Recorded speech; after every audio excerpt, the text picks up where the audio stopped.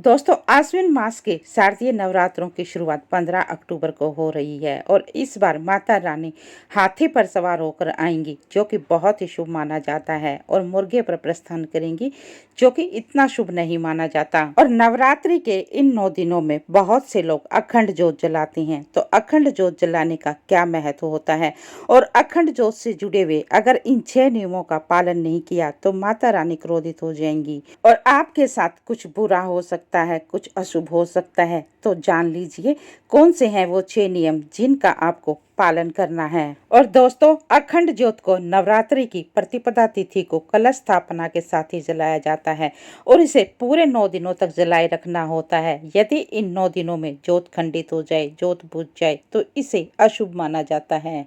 दोस्तों, मान्यताओं के अनुसार अखंड ज्योत तन, मन और जीवन में चल रहे अंधेरों को दूर करने का प्रतीक मानी जाती है। और नवरात्रि के इन 9 दिनों में घर में अखंड ज्योत जलने से घर में सुख, शांति, समृद्धि और सकारात्मकता आती है। और दोस्तों, 9 दिनों में यदि ज्योत खंडित नहीं होती, पूरे 9 दिनों तक ज्योत जलती रहती है, तो माँ दुर्गा, माँ भगवती प्रसन्न हो जाती हैं और आपके ऊपर अपना आशीर्वाद बनाए रखती हैं, जिसके बहुत सारे लाभ भी होते हैं। तो दोस्तों, चलिए अब आपको अखंड ज्योत जलाने के नियम बताते हैं। तो कलश स्थापना के साथ साथ ही शुभ मुहूर्त में आपने अखंड ज्योत को प्रज्वलित करना है।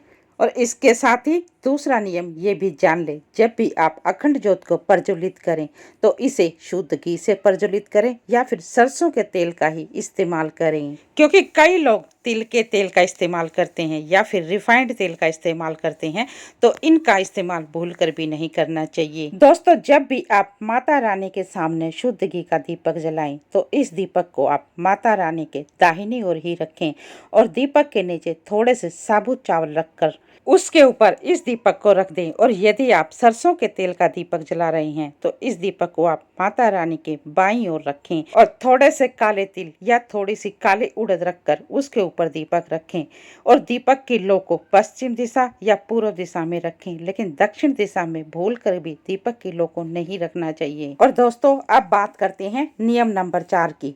तो अखंड ज्योत को पूरे 9 दिनों तक जलाने के लिए उसमें पर्याप्त मात्रा में घी या सरसों का तेल भर कर रखें और साथ ही कलावे की लाल रंग की ज्योत का इस्तेमाल करें। तो चलिए अब आते हैं नियम नंबर 5 पर।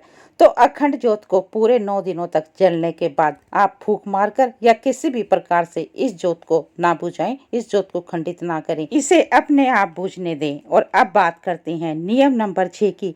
यदि किसी कारणवश नवरात्रों के बीच में ज्योत बुझ जाए तो तुरंत ही कान पकड़कर माता रानी से क्षमा मांगे और ज्योत को तुरंत जला दें। दोस्तों, नवरात्रों में अखंड ज्योत जलाने से घर में और जीवन में प्रकाश आता है, खुशहाली आती है, माता रानी की कृपा बनी रहती है और घर में कभी भी धन की कमी नहीं होती, घर में धन संपदा आती है और माँ भगवती अपने भक्तों के ऊपर प्रसन्न होकर उनके जीवन से सभी प्रकार की बाधाओं को दूर कर देती हैं।